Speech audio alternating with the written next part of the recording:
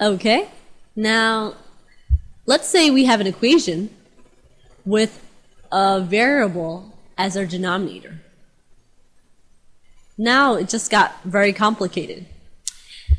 Just kidding.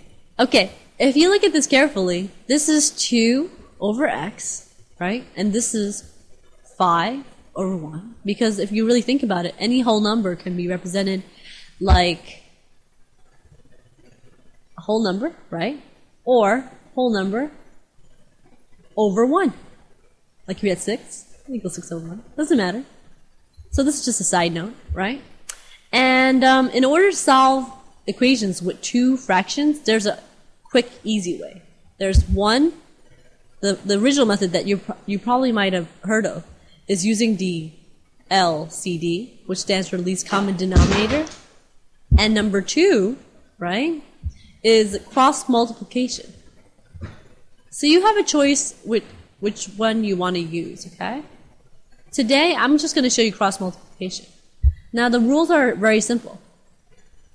What you're going to do is you're going to multiply the numerator here with the denominator over here.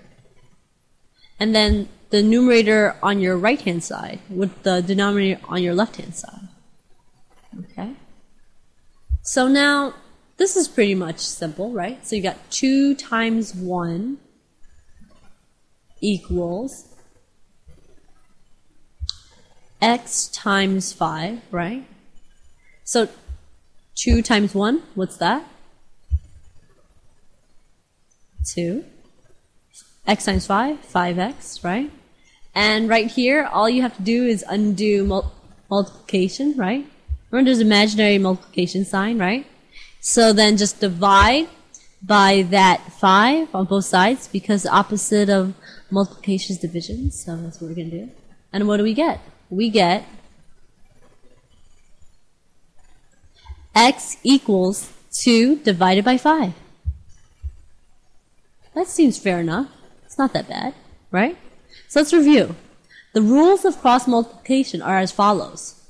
When you have 2 fractions equal to each other, right? Let's say a over b equals c over d, right?